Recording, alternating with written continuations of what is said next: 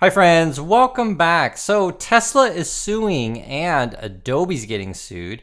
These are the top stories going on in the stock market today, and we got some compliance, disclosure, and regulations I want to go over with you guys. I think it's really interesting, especially for people who are new to the market. It'll help you learn how this stuff works. First, guys, Tesla is up 5.5% today. Had a big day for Tesla, and in fact, this might be coming off the news that they're suing an ex-supplier, not ex-girlfriend, or ex-wife, but you never know with this kind of stuff, right? But they are suing an ex, and it's called Matthews over EV battery trade secrets. This is the lawsuit here. It says Tesla Inc. versus Matthews and National Corporation, and this is the statement here. It says nature of action.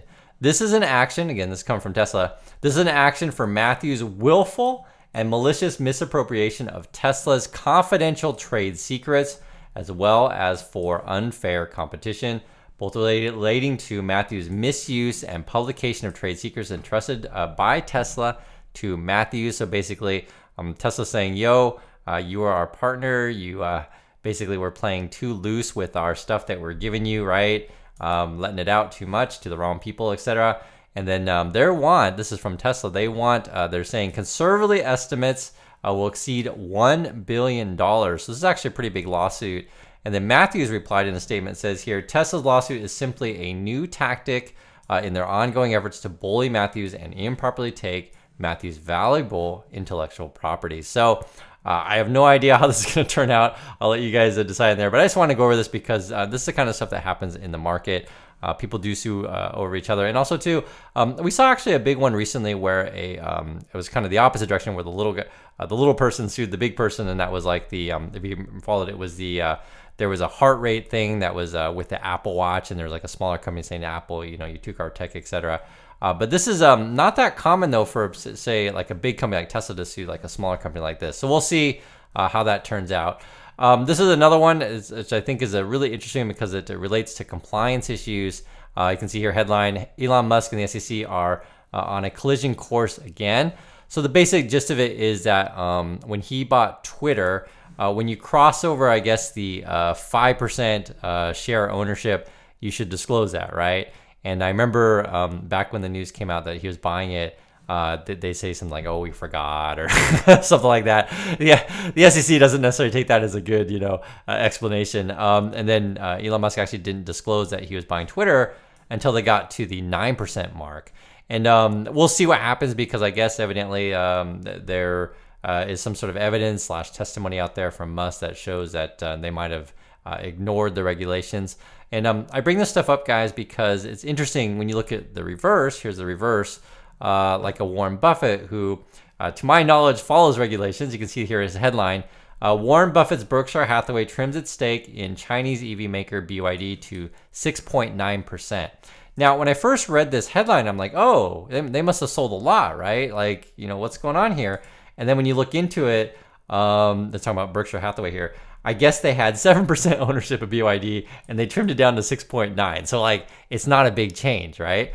But as it turns out, I think this is the Hong Kong rules. If your stake in a company drops below a whole number, how do they state? They says here, Hong Kong rules require filing a stake when a percentage crosses a whole number. So if Berkshire's stake falls below 6, there will be another filing, right? So they went from 7% to 6.9, and so it changed numbers, so they had to file. And then if they go, say from 6.9 to under 6, would be under 5, then they would file. So what I'm saying here, guys, is in this situation where Musk is like, oh, we forgot to file, and they went from 5% when you're supposed to file, and they didn't file till 9%. It's actually a pretty big deal if you understand what I'm saying here. And a lot of this stuff is really important when we're talking about big money. We're not talking about small money here. And the reason why people want to keep things secret is because if someone starts buying up something and they want to do a takeover or something like that, then everyone else starts buying it too, which just sort of pushes the share price up. Now, however, the reason why we have a public market and public things like this is unfortunately, however you want to look at it, oftentimes when people make these like large purchases, they don't necessarily do it on the open market. So they'll do like a big block trade, be it after hour or pre-market, this kind of thing, and you'll hear this kind of stuff. So me personally, I've always been against the big block trade stuff where these big players can make purchases, essentially off the open market.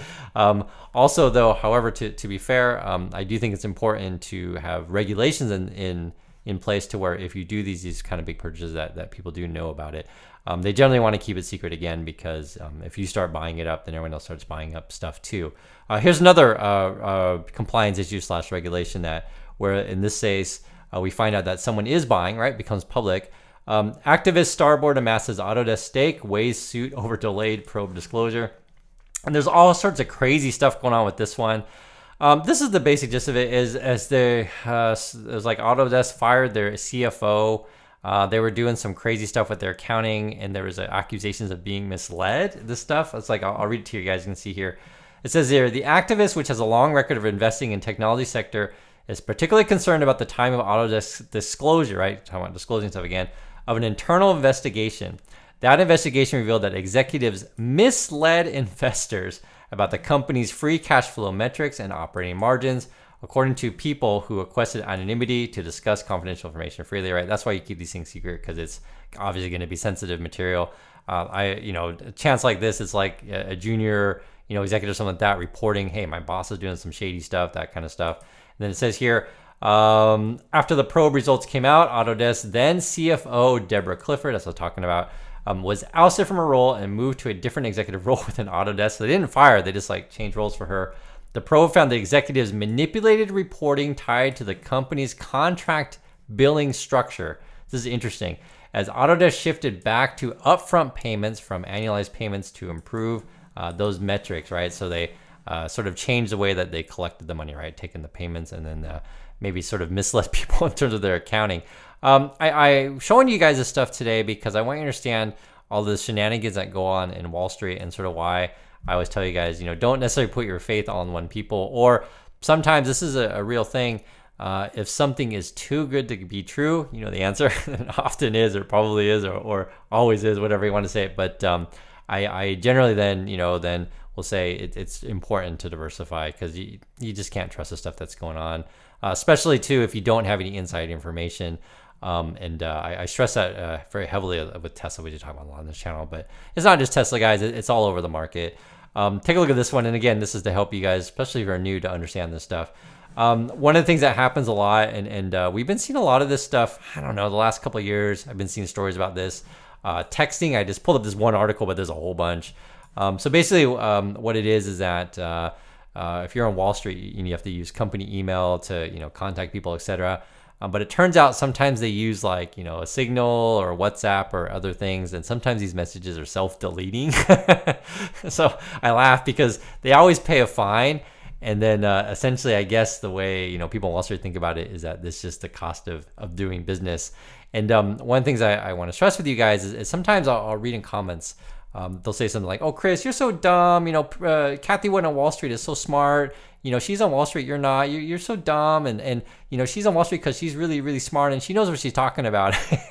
and it's not just Kathy Wood, but it's other people as well. But the thing is, some of these people are completely unethical, and this is sort of, I warn you about this kind of stuff. And the other times you'll see people say, "Oh, I hate the government. I hate regulations. We want to a completely unregulated market, etc." And I warn you guys about these things again.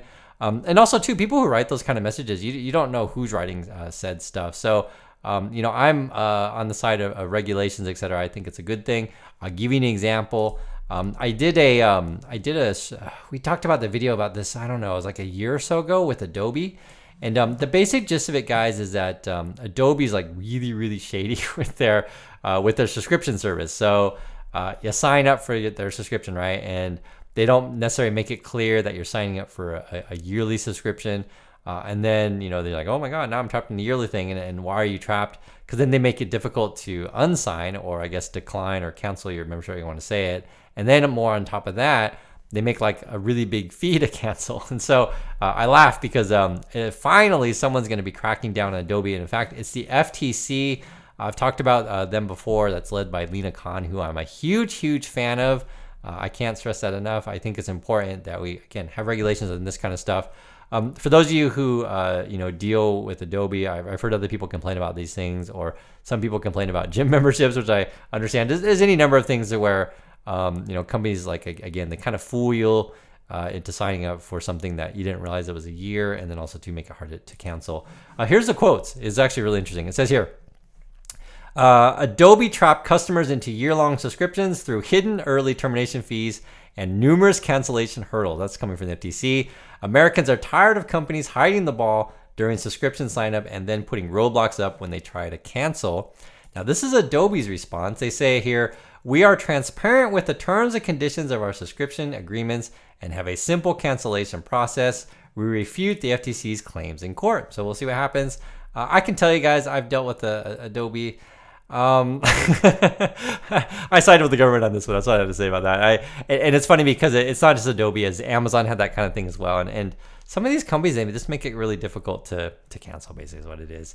And I kind of putting all this stuff together when I was saying, warn you guys about don't put too much trust in any one company, any one person. I see this also disturbing trend. I'll read the headline here and I'll explain what I mean. It says here, NVIDIA to get 20% weighting and billions in investor demand while Apple demoted a major tech fund. I think we're talking about one of the spider funds, and if my understanding is correct, it's the XLK, which we actually talk about quite a bit on this channel. This is sort of how we track what different industries are doing in the market. And why do I care about this so much is because unfortunately, and I think this is a real unfortunate thing, our market is so lopsided right now to NVIDIA and all this AI hype that, what happens, and they've essentially been carrying the market for the past, year or so. But what happens if NVIDIA is doing something shady or their projections aren't so good or whatever? Like, it's just not healthy for our market. And sort of the way, and we've read articles about this before, the way a lot of funds are doing their money management is when they rebalance, some of these are just putting more funds and more money into the winner. So if Adobe or NVIDIA in this case keeps winning, then it just keeps snowballing. And that's sort of what we've been seeing. And we've been seeing these crazy things to where people are taking leverage bets for Adobe and also taking leverage bets again. Sorry, I keep saying Adobe. I guess I kind of anti-Adobe right now. Okay, rephrase. But we've been seeing leverage bets against NVIDIA and also leverage bets for NVIDIA. Get that my language right here. But the point being is I think it's just an unhealthy market when we have too much of this, and it usually doesn't end well for the market. So do keep an eye on this stuff. And guys, I share this stuff with you because I just want to warn you, you may see people on TV that just tell you things always go up. It's early. Like this Dan Ive guy was literally telling people, oh, it's still early in NVIDIA. Just keep buy. And it's so ludicrous to say these kind of things. Kathy Wood will tell you Tesla's going to go to 2,600 a share. And Elon Musk is going to tell you that, they're going to build 10 billion, not that's with a B, not an M, 10 billion to 30 billion robots, even though they haven't even sold one. And I put out these warnings to you guys because, especially for new people to the market, I understand, they're like, oh, well, the person's on TV, they look so handsome, they wear nice pink suits, they speak like they know what they're talking about. But be very, very careful. A lot of these people don't have necessarily your best interests. And so the best way to protect yourself is just be informed. Hopefully you watch this channel, and also to stay diversified, meaning that it's not a good decision to YOLO and this kind of sort of hype stuff, because again, if it sounds too good to be true, it probably is. So thanks again for your time, everyone. I'd like to hear your thoughts on any one of these lawsuits or compliance issues that we talked about, and catch you all in the next video.